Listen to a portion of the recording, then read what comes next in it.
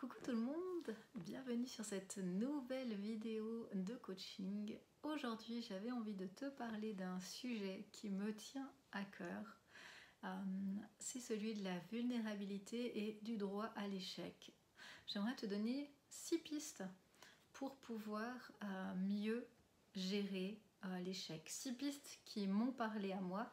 Je commencerai cette vidéo par te raconter un petit peu mon histoire, mon parcours, une anecdote, et puis ensuite ces 6 pistes que j'ai mis en place, que je mets encore en place au quotidien pour avancer vers mes projets et pour gérer l'échec. Pendant longtemps et de toute mon éducation, la vulnérabilité, c'était inexistant. On ne se montrait pas faible, on ne se montrait pas vulnérable. Moi, j'étais quelqu'un de fort, j'étais quelqu'un de parfait, il fallait que ça suive. Et puis, ça s'est toujours bien passé comme ça. J'avais pas forcément de la facilité, même à l'école, mais je bossais. Et puis, j'y arrivais, j'ai fait des études, je suis allée à l'université, j'ai eu mes masters. Et la première fois que j'ai vécu un réel échec, c'était à mes 25 ans. Après plus de 10 ans d'études, à avoir réussi par le travail, mais avoir toujours réussi, où j'ai échoué à mon mémoire de master. Donc ce qui devait être la concrétisation de mes études, pour moi il n'y avait pas de raison d'échouer à son mémoire de master, alors qu'on avait déjà fait toutes ces études avant. Moi, ça a été l'échec. Et ça a été quelque chose de très très compliqué à vivre pour moi. Jusqu'alors, j'avais jamais vécu de gros échecs. Quand j'avais bossé, ça passait. Et tout à coup là, je comprenais pas. Et tout de suite, premier mécanisme, je me suis mis dans la posture de la victime. Oh, c'est le prof, c'est les consignes, c'était pas assez clair, c'est pas de ma faute, c'est pas juste, c'est pas possible ce qui m'arrive. Enfin, il y a tout ça qui allait très vite, je peux pas échouer. Et puis, finalement, cet échec, il était très relatif et pas si grave, puisque 3 mois plus tard, je réajustais ce qu'on m'avait dit et puis je repassais cet examen, je recevais mon master et pourtant cet échec, il est resté ancré en moi et dans ma tête, mais pendant des années, j'arrivais pas à m'en défaire. J'avais pourtant mon papier, c'était réglé, c'était fait, et des années plus tard, je repensais encore à ça, comment c'était possible que j'aie échoué à cet endroit-là, mais c'était pas normal. Enfin, je ressassais ça tout le temps. Et j'ai vraiment dû travailler sur cet échec. Et quand j'ai commencé à devenir coach, j'avais pas commencé à devenir coach pour travailler sur moi de nouveau, il n'y avait pas ce côté vulnérabilité, j'avais commencé à devenir coach pour pouvoir aider les autres. Et quand je suis allée faire petit à petit, travailler sur moi également, faire des séances de coaching. D'ailleurs, je vous donne une petite anecdote. Moi, quand on faisait les exercices, mais je voulais surtout pas que ça tombe sur moi. C'était vraiment se montrer vulnérable que de devoir aller raconter ces problèmes-là devant d'autres personnes, au coach. C'était pas possible. Et un jour, ça a été mon tour. J'ai passé avec le coach pour raconter des choses à travailler. Et à la fin du coaching, le coach me dit: mais toi, Christa, la meilleure chose qui puisse t'arriver, c'est d'avoir des échecs, de vivre des échecs. D'oser et de vivre des échecs. Et moi, je me disais, mais dans ma tête, je me suis dit, mais qu'est-ce qui me raconte? Mais c'est pas possible de me dire des choses pareilles. Qui sait qui a envie de vivre des échecs? En quoi ça va m'aider de vivre des échecs? Pour moi, c'était non. Et puis, il y avait toujours pourtant, c'était 10 ans plus tard, mais il y a toujours cette image du mémoire. Non, moi je revis pas un échec, c'est pas possible. Et là, je suis partie, je me suis dit oui, c'est resté dans ma tête dans un coin, laissons ça derrière. Je me suis même dit, si c'est ça être coach, autant rien dire. Et puis petit à petit, ça fait son chemin. Et aujourd'hui, mes gratitudes à ce coach, vraiment, parce qu'il avait à 1000% raison, ce coach. C'est par les échecs qu'on avance. Et c'est vrai qu'on est dans une société où l'échec, il n'est pas du tout valorisé. Pensez à la culture américaine où l'échec, là, est est vraiment vu différemment. On dit le rêve américain, et il y a cette façon de plus oser sortir de sa zone de confort. Ici, on va par petits pas, faut pas trop sortir de sa petite routine, hein. Et j'étais vraiment là-dedans avant d'avoir ces prises de conscience. Et ce que moi j'avais envie de vous partager par rapport à ça, c'est 6 pistes qui m'ont aidé personnellement à avancer par rapport à mes échecs. Alors ma première piste à moi, celle qui m'a vraiment beaucoup aidée, c'est celle d'accepter d'être imparfait, d'être imparfaite. Je voulais toujours tout réussir, ce qui fait que, d'ailleurs, c'est pour ça que je réussissais toujours tout, c'est que je sortais pas trop de ma zone de confort. Si je faisais quelque chose, dans ma tête, c'est que je m'étais préparée à fond et qu'il n'y avait pas de raison que ça échoue. Donc ce qui fait que je prenais pas beaucoup de risques, j'osais pas faire grand chose. Quand je faisais quelque chose, c'était quelque chose qui allait bien se passer. Donc ça a été la première étape, se dire mais non, mais j'ai le droit d'être imparfaite, j'ai le droit d'échouer. Et c'est en passant par ces étapes que je pourrais avancer et que je pourrais aller vers mes rêves, que je pourrais oser faire des choses, faire cette vidéo ici.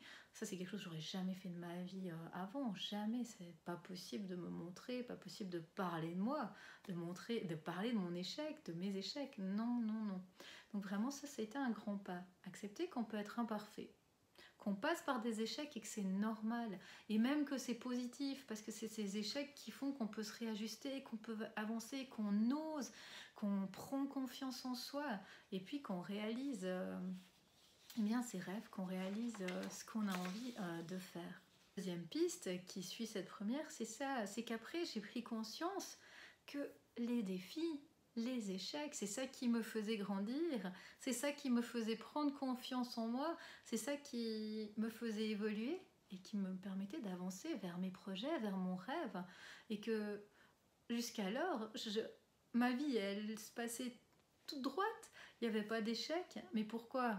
Parce que je restais toujours dans ma zone de confort, je ne prenais jamais aucun risque pour m'approcher de cette vie.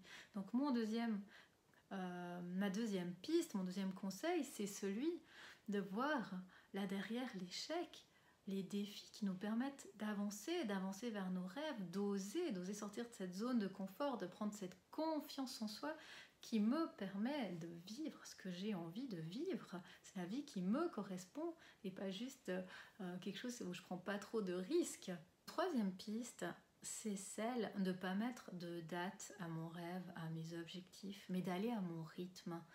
Moi, je suis toujours une personne très impatiente. Il faut qu'il y ait tout qui aille très vite, tout qui se passe vite. Et j'ai appris à aller petit pas par petit pas. Tous les jours, je fais une action en direction de mes objectifs, aussi petite soit-elle, mais une action qui est inspirante, qui me rapproche de mon objectif. Et si je fais un petit pas, puis un autre petit pas, puis un autre petit pas, eh bien si je me retourne, j'ai déjà fait plein de kilomètres. Et quand je regarde, je dis waouh, t'as vu Christa, il y a 6 mois où t'étais, t'as vu il y a 2 ans, et puis alors on n'en parle pas d'il y a plus de temps. Et là, j'ai pas fait quelques petits pas, j'ai fait des kilomètres et des kilomètres depuis. De temps en temps aussi, je te conseille de t'arrêter sur le chemin de tes petits pas et puis de te dire ouais ok, mon objectif il est peut-être tout là-haut, au sommet de la montagne, ou peut-être que je suis au milieu du chemin, je suis en train de monter le sommet, je suis peut-être pas en haut au sommet, mais regarde, il y a quelques temps j'étais tout en bas. Et puis de se dire déjà bravo, de regarder en arrière de temps en temps la personne qu'on était, puis de se dire juste bravo, mais regarde tout ce que tu as fait, je te félicite. Et toujours rester vraiment bienveillant avec soi, toujours.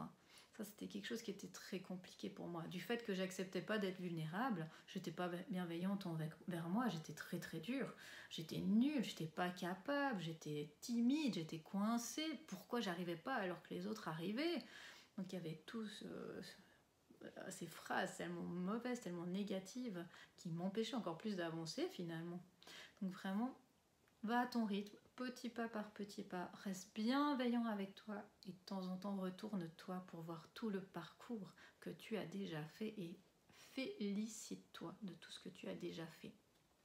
Ma quatrième piste, qui n'a pas été simple à accepter non plus, il racontais avant l'histoire de mon mémoire, c'est celle de te dire que derrière chaque échec, il y a quelque chose à apprendre.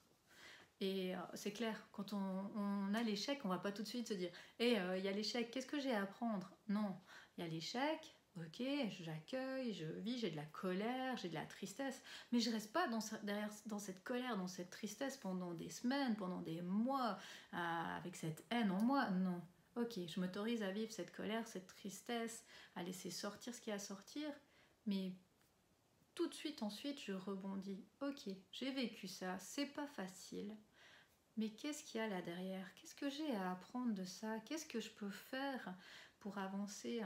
Imaginons que tu sois en recherche d'un travail.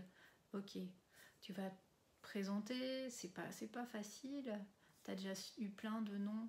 Mais qu'est-ce que tu peux faire? Est-ce que tu pourrais peut-être rappeler pour savoir pourquoi c'est pas toi? Est-ce que tu pourrais peut-être repenser à ton entretien puis te dire qu'est-ce que je peux améliorer? Est-ce que je pourrais peut-être aller prendre des cours? Est-ce que je pourrais changer quelque chose dans ma posture, dans mon attitude? Vraiment, réajuste-toi. Regarde derrière l'échec ce qu'il y a à voir et de nouveau sors de ce rôle de victime pour pouvoir avancer, rebondir. Ma 5e piste, c'est celle de sortir de ce regard des autres. C'est tellement fort ce sentiment de se dire non mais qu'est-ce qu'on va penser de moi si? Non mais qu'est-ce qu'on va dire? Non mais j'ose pas. Ça va être la honte. Non. Ça a été quelque chose pour moi aussi qui a été compliqué. Il y avait toujours ce regard de l'autre. J'étais pas très bien dans ma peau. J'avais pas beaucoup de confiance en moi, ce qui fait que j'osais pas, que je faisais que ce qui pouvait m'amener à un regard positif de l'autre, de la reconnaissance souvent, là derrière. Et puis, petit à petit, j'ai appris à prendre confiance en moi, j'ai appris à m'écouter moi. Et il y a plusieurs choses qui m'ont aidée, notamment celle de me dire qu'on n'a qu'une vie, qu'on est mortel, que demain je serai peut-être plus là et que je suis pas irremplaçable, que des Christa, je suis sûrement unique, mais au job, il y en a plein qui prendront ma place. Que demain je suis malade, il y a quelqu'un qui me remplace, il n'y a pas de problème. Donc moi, le regard des autres, je me dis, mais oui, c'est pas toujours évident. Mais c'est pour qui que je vis? Est-ce que c'est pour mes parents? Est-ce que c'est pour les yeux de la société?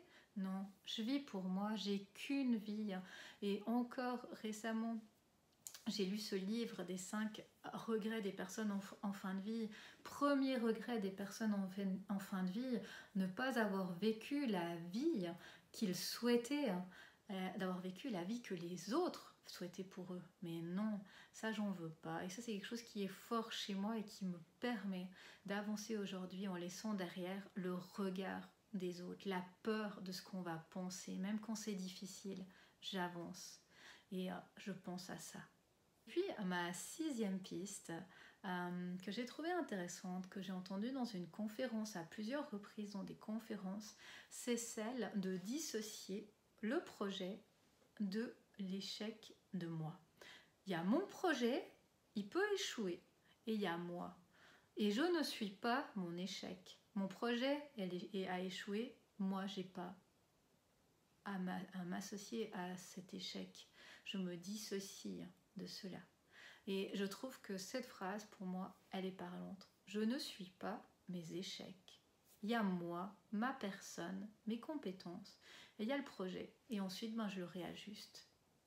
Donc voilà ce que j'avais envie de vous partager aujourd'hui dans cette vidéo. Ces 6 pistes qui, moi, m'ont aidé petit à petit, et m'aident encore, à sortir des schémas, à oser passer à l'action, à oser être imparfaite et à pouvoir avancer vers mes objectifs sans craindre l'échec, en me disant que c'est humain et à gérer petit à petit ces échecs pour pouvoir évoluer et pouvoir réaliser ce que j'ai envie de réaliser. On se retrouve tout bientôt pour une nouvelle vidéo et n'oubliez pas d'oser passer à l'action malgré la peur de l'échec.